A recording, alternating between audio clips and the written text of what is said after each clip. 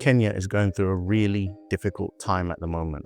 And unfortunately, I lay the blame at the democratically elected President William Ruto. See, in this video, I'm going to systematically break down all of the reasons why I hold this opinion. And trust me, this goes way deeper than the tragic death in police custody of Albert Ojwang. So if you're interested in understanding all of that, stay tuned. For those of you that don't know, my name is TJ, and I'm Nigerian and British mixed. And on this channel, we talk about African geopolitics. I've been observing the situation in Kenya for quite some time now, and I keep seeing extremely troubling issues. One of the key things to note that motivated my research in this video is the belief that I came to the continent of Africa with that has kind of been broken and discarded now. And that belief is that democracy is the only way to run a country. I'm not saying democracy is something that we should just totally reject out of hand, but in the continent of Africa, we have a unique situation. We have colonial history, and we have many countries that practice democracy, much like Kenya, but do not deliver results for the people. In the last few years, we've seen the rise of the Sahel states, Ibrahim Traore, and the massive support for what I would term a benevolent dictator, a strongman that actually has the interests of the people at heart. So if we have a democracy that doesn't serve the people, that doesn't bring growth and prosperity to the country that voted for the leader that's in place, what is the point of democracy? So buckle your seatbelts as we deep dive into the many hypocrisies of the democracy that is the Kenyan President William Ruto. When William Ruto took office in August 2022, he promised to transform Kenya's economy and deliver prosperity to ordinary citizens. 2.5 years later, that promise has become a cruel joke. Under Ruto's leadership, Kenya has become a textbook case of how electoral democracy can serve as a smokescreen for elite capture, foreign exploitation, and systematic oppression of the very people it claims to represent. What makes this situation particularly striking is the contrast with leaders Ruto himself has criticized. The Kenyan president has been vocal in condemning military leaders in the Sahel region, calling their rise to power a setback to Africa's democratic progress. The Republic of Kenya joins the rest of the world to condemn in the strongest terms this unconstitutional act that subverts democracy through a coup d'etat. Yet while Ruto waves the banner of democracy, his administration has delivered economic devastation, violent repression, and systematic betrayal of the Kenyan people. Meanwhile, Traore, labeled a dictator by Western media and criticized by Ruto, has delivered unprecedented economic growth and genuine popular support in Burkina Faso. This paradox exposes the hollow nature of Western-style democracy when it serves foreign interests rather than the people's welfare. The promise becomes a nightmare. Ruto campaigned on a platform of economic transformation, promising to create opportunities for ordinary Kenyans and reduce the debt burden inherited from previous administrations. The IMF, the World Bank, they're part of a global economic architecture that was designed during colonial times. The United Nations itself was designed during colonial times, right? For a long time, the UN had less than 50 member states because the rest of the world was colonized. So it was the colonizers who established the UN, it's the colonizers who established the World Bank, the IMF, and who dominated the creation of the rest of the economic architecture. So an economic architecture that was not designed by us, that was not designed for us, why do we expect it to deliver justice for us today? And I'll give you another kind of point that people should reflect on. The fact that so many of our countries, Kenya included, have been essentially following to the T economic policy instructions dictated by the World Bank and IMF in particular for decades. The fact that we are still in a debt trap today, deeper in debt traps today, means one of two things. Either that these institutions are actually incompetent and we shouldn't listen to them, or they're actually doing this as part of their intentional economic entrapment. It's got to be one or the other. Either way, from our perspective, their model should be rejected. Their model of development, their instructions and prescriptions and conditionalities are designed to produce entrapment. So that's something that all of us should reflect on. Within months of taking office, Ruto implemented IMF-mandated policies that devastated household budgets across the country. He scrapped fuel subsidies that had kept transport costs manageable, causing fuel prices to skyrocket beyond 200 Kenyan shillings per litre. The removal of maize flour subsidies hit families particularly hard, as this staple food forms the backbone of most Kenyan diets. But Ruto didn't stop there. He doubled the value-added tax on fuel from 8% to 16%, adding another layer of burden on already struggling consumers.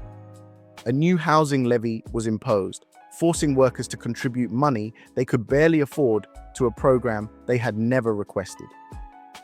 The 2024 finance bill represented the culmination of this assault on ordinary Kenyans. Designed to generate $2.7 billion to meet IMF targets, the bill would have imposed crushing new taxes on basic goods and services. The legislation was so punitive that it sparked the largest protests Kenya had seen in years. The human cost of these policies became clear quickly. Food prices soared as the cost of transport and production increased. Sugar prices jumped by 32%, vegetables by 50%, and maize flour doubled in price. For families already struggling to make ends meet, these increases represented the difference between eating and going hungry. Today, 73% of Kenyans report being in severe financial distress or failing to make ends meet entirely. 9 out of 10 Kenyans earn the same or less than they did before the pandemic, despite promises of economic recovery. Meanwhile, Kenya spent more on debt servicing than on all other budget items combined in 2023, a clear indication of where the government's priorities lie. Elite enrichment. While ordinary Kenyans struggle to afford basic necessities, the Ruto administration has become synonymous with elite enrichment and conflicts of interest. The president himself has repeatedly rejected legislation designed to prevent public officials from profiting from their positions, most notably the conflict of interest bill that would have required transparency in government dealings. Instead, a pattern of insider dealing has emerged that would be scandalous in any functioning democracy. The Ruto family owns a 15.83% stake in Africa Merchant Assurance Company, AMACO, Insurance through their company, Yegan Farms Limited. Since Ruto became president, AMACO has doubled its market share in the lucrative public transport insurance sector, benefiting directly from the collapse of competitor companies and favorable regulatory changes. The family's shareholding in AMACO has grown from 50,000 shares in mid-2022 to 190,000 shares by October 2024, representing a massive increase in value during Ruto's presidency. This expansion occurred precisely as government policies created opportunities for the company to capture larger market shares. The Western Hotel provides another clear example of how the Ruto family has monetized the presidency. Originally co-owned by Ruto, the hotel was transferred to family members just before this year, a transparent attempt to avoid direct scrutiny while maintaining control. Since Ruto became president, the hotel has secured 37 state tenders worth 57.9 million Kenyan shillings, representing a clear conflict of interest. The hotel itself sits on contested land acquired from the Kenya Civil Aviation Authority under questionable circumstances, yet no investigation has been undertaken. Instead, the facility continues to host government events and secure lucrative contracts from the very administration controlled by its beneficial owners. This pattern extends throughout the government. Constituency Development Fund money meant to finance local projects is systematically siphoned through ghost companies linked to members of parliament. These legislators establish multiple shell companies through friends and relatives, then award themselves contracts using taxpayer money meant for their constituents' benefit. The result is a system where public resources flow upward to political elites, while communities that desperately need infrastructure, healthcare, and education see their tax contributions disappear into private pockets. This represents state capture at its most brazen, the systematic conversion of public office into private enrichment opportunities. Democracy of violence. When Kenyans took to the streets to protest these devastating policies, they met the true face of Ruto's democracy: tear gas and systematic brutality. The 2024 protests against the finance bill saw security forces deployed with orders to suppress dissent by any means necessary. In Nairobi, Kisumu, and Mombasa, peaceful protesters were met with volleys of tear gas and rubber bullets. When that failed to disperse the crowds, police escalated to live ammunition. By the time the protests ended, 39 civilians lay dead, killed by the very forces supposedly protecting them. The victims included students, teachers, small business owners, and unemployed youth, ordinary Kenyans whose only crime was demanding their government serve their interests rather than foreign creditors. Many more protesters simply disappeared, picked up by security forces, and never seen again. The death of Albert Ojwang in June 2025 illustrates the routine nature of state violence under Ruto's administration. Ojwang, a 31-year-old secondary school teacher and blogger from Homa Bay County, was arrested for criticizing Deputy Inspector General of Police Eliud Lagat on social media. He died in police custody just 2 days later. Initially, police claimed Ojwang had committed suicide by hitting his head against a cell wall. This obvious lie was exposed when an autopsy revealed head injuries, neck compression, and soft tissue damage consistent with assault, not suicide. Only after overwhelming evidence and public pressure did President Ruto admit that Ojwang died at the hands of the police. Ojwang's death was not an isolated incident. According to the Independent Policing Oversight Authority, 20 people died in police custody in just the 4 months leading up to Ojwang's killing. This represents an epidemic of state violence that would be headline news in any genuine democracy. Yet in Ruto's Kenya, such deaths are treated as routine. Officers are rarely prosecuted, families receive no justice, and the violence continues unabated. The constable charged in Ojwang's death represents a token gesture rather than systemic reform. Broken promises and endless debt.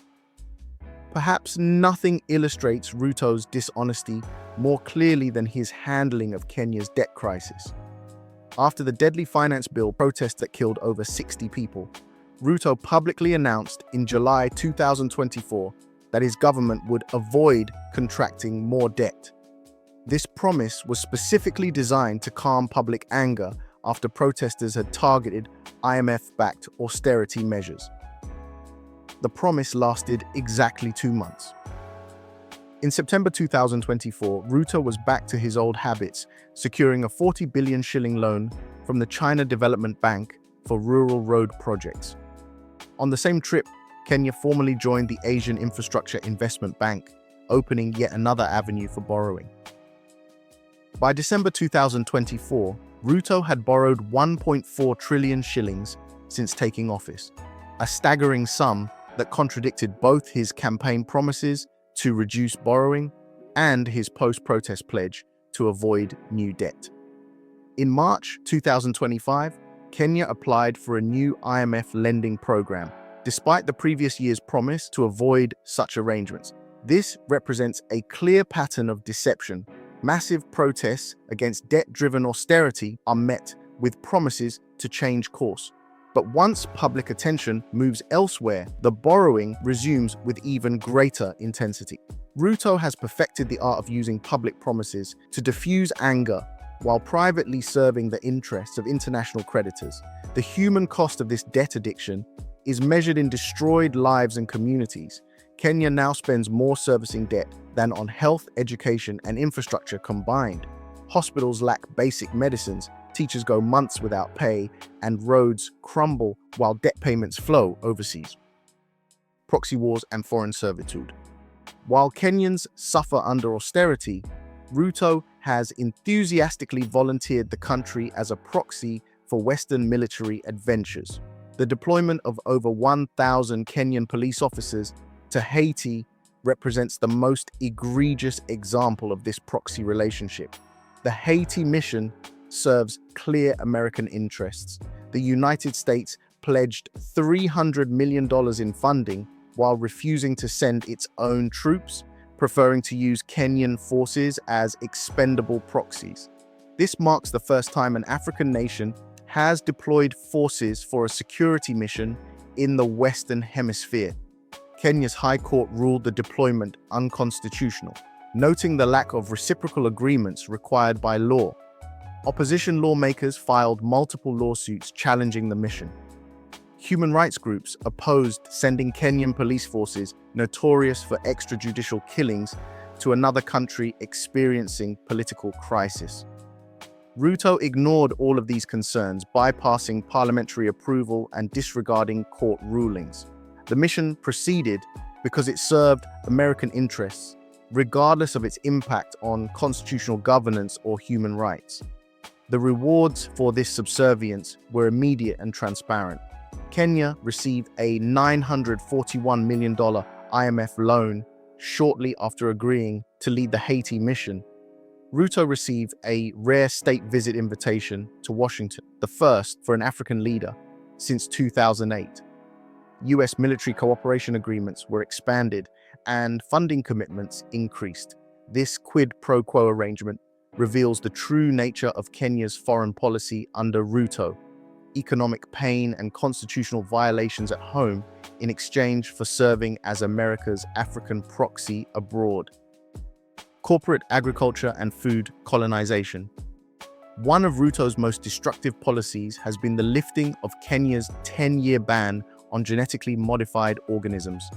This decision, made just months after taking office, came after intense pressure from multinational corporations and the U.S. government, which had protested Kenya's GMO ban in annual trade reports. Bill Gates visited Kenya immediately after the ban was lifted, promoting GM crops at the University of Nairobi. The timing was no coincidence. The Gates Foundation, along with the Rockefeller Foundation, has poured over $1 billion into the Alliance for Green Revolution in Africa, AGRA, since 2006, promoting Western agricultural models that create dependence on corporate seeds and chemicals. I wouldn't say there's anything good about GMOs because, one, GMOs take away our sovereignty as a people, and especially small-scale farmers. GMO is about influencing or controlling what we eat. So somebody somewhere is sitting in a laboratory coming up with a maize variety and telling Africans that, I want you to consume this kind of maize variety. So what happens to us as a people? Like, do we have a choice to make in terms of, no, I don't want to eat this, or I would like to consume this? What about the foods that we've always consumed since time immemorial? So it's all about control. Like, somebody wants to control us and tell us, this is what we want to eat. This is what we want you to eat. The second reason why I am not for GMOs is about patents. So whoever controls the seed owns it. And eventually, if that seed gets to us, they also control us. The lifting of the GMO ban came with policies that criminalize traditional farming practices that have sustained Kenyan communities for generations.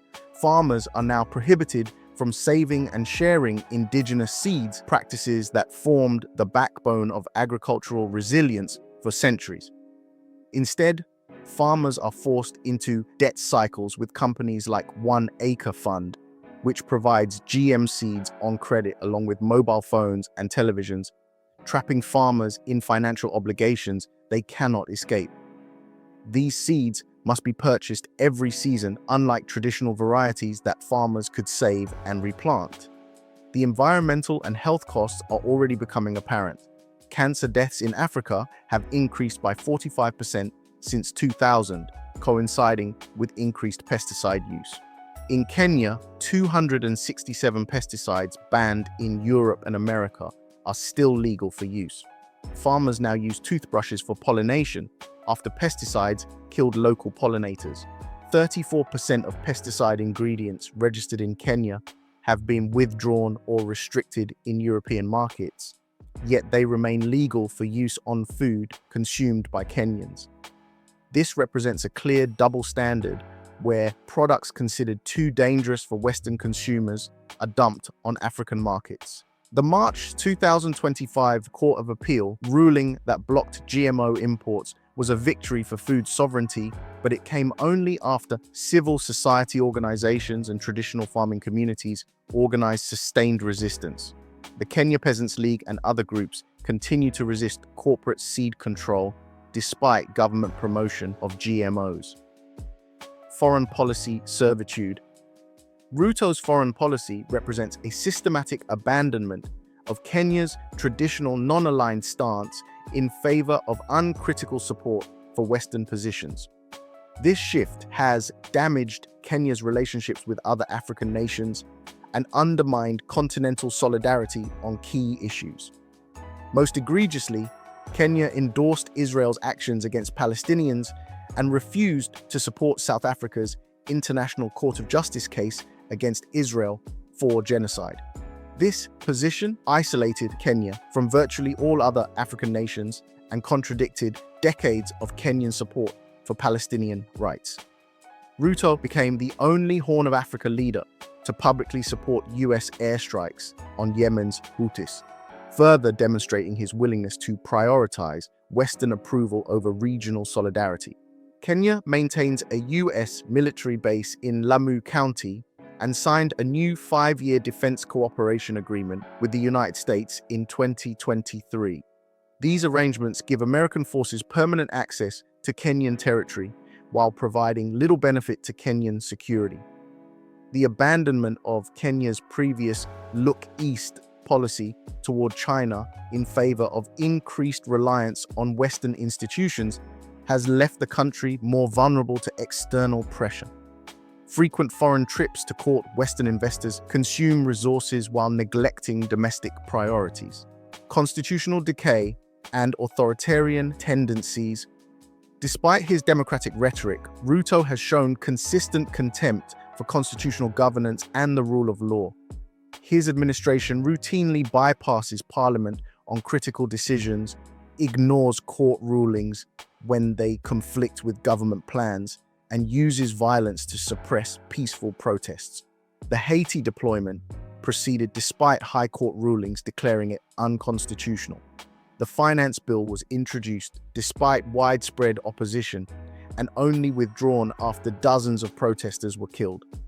Government appointments consistently favor ethnic allies over qualified candidates, risking national cohesion. The recent controversy over the public seal illustrates the administration's casual approach to constitutional requirements. Moving the seal from the Attorney General's office to State House represents a concentration of power that undermines checks and balances. Ruto's cabinet functions as a rubber stamp rather than a deliberative body. Critical decisions are made by the president and a small circle of advisors, with ministers serving as implementers rather than policymakers. This centralization of power eliminates meaningful debate and accountability. The administration's short-term focus on the next election rather than the next generation prevents long-term planning and sustainable development. Every policy decision is evaluated through the lens of electoral advantage rather than national benefit. The Traoré contrast. The failure of Ruto's democratic government becomes even more stark when contrasted with the achievements of Ibrahim Traoré in Burkina Faso. While Ruto has imposed crushing austerity and served foreign interests, Traoré has delivered economic growth and genuine food sovereignty since taking power in September 2022, the same month as Ruto's inauguration. The 36-year-old Traoré has achieved remarkable results. Burkina Faso's GDP grew from $18.8 billion to $22.1 billion, representing 17.5% growth in just 2 years. Agricultural production has boomed under Traore's leadership. Tomato production increased from 315,000 to 360,000 metric tons. Millet production grew from 907,000 to 1.1 million metric tons. Rice production expanded from 280,000 to 326,000 metric tons. Burkina Faso built its first tomato processing plants in the country's history, ending dependence on imported processed foods. The government provided 400 tractors and 239 cultivators to farmers, boosting productivity while maintaining food sovereignty. Most remarkably, Traoré cut ministers and parliamentarians' salaries by 30%, while increasing civil servants' pay by 50%. The exact opposite of what typically happens in African countries. He banned British colonial symbols like wigs and robes in courts, emphasizing African dignity. While Ruto exports unrefined gold to benefit European refiners, Traoré stopped such exports, insisting that Burkina Faso add value to its own resources.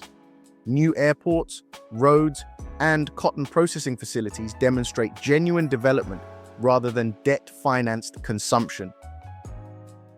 The democracy paradox. This contrast exposes the fundamental hypocrisy of Western democracy promotion in Africa. Ruto, the democratically elected leader, serves foreign interests while impoverishing his people and killing protesters. Traoré, labeled a dictator by Western media, serves his people's interests and enjoys massive popular support. The irony becomes even more pronounced when considering Ruto's criticism of Sahel region leaders. As a puppet of Western interests, Ruto must parrot talking points about democracy and good governance while presiding over systematic corruption and state violence. Traoré's success exposes the hollowness of Ruto's democratic credentials. When a military leader delivers better results for his people than an elected president, it raises fundamental questions about what democracy actually means in practice. The ultimate test of any government should be whether it serves the people's interests. By this measure, Traoré's dictatorship is far more democratic than Ruto's democracy. The Burkinabe leader prioritizes national sovereignty, rejects foreign exploitation, and delivers concrete improvements to people's lives. Meanwhile, Ruto's democracy delivers debt, proxy wars, broken promises, beaten protesters, and vanished critics. The electoral legitimacy provided by the 2022 election has become a fig leaf covering systematic betrayal of the Kenyan people. The path forward. Kenya's experience under Ruto demonstrates that electoral democracy without economic sovereignty and genuine accountability is meaningless. The country needs leaders who will restore constitutional governance, curb destructive debt accumulation, reclaim national sovereignty, rein in police violence, end insider dealing, and drive homegrown economic growth. Future leaders must reject the false choice between serving foreign creditors and serving the Kenyan people. They must prioritize food sovereignty over corporate agriculture, constitutional governance over authoritarian expedience, and long-term development over short-term political gain. The contrast with Burkina Faso shows that alternative approaches are possible, and African countries can reject neo-colonial relationships, develop their own resources for their own benefit, and achieve genuine prosperity without sacrificing sovereignty. Kenya's educated population, strong civil society, and abundant resources provide the foundation for such transformation. What is needed is leadership with the courage to put Kenyan interests first, regardless of foreign pressure or elite resistance. The current path leads only to deeper debt, greater inequality, and more violence. Kenyans deserve leaders who will learn from success stories like Burkina Faso rather than repeating the failures of the past. The choice between genuine democracy and democratic facade has never been clearer. Only by rejecting puppet leadership and demanding genuine accountability can Kenya break free from the cycle of foreign exploitation and elite capture that has characterized the Ruto era. The people's welfare, not foreign approval, must become the measure of successful governance. I'm sure many of you have a lot of thoughts about this, and I would really appreciate it if you put it in the comment section. But if you have nothing to say in the comment section, would it be too much for me to ask you to write the words righteous governance in the comment section? It just lets me know that you watched the video to the end, you like what I'm doing, you support the channel, and you want me to continue. Thank you so much for watching this video today, and I'll catch you in the next one. Peace.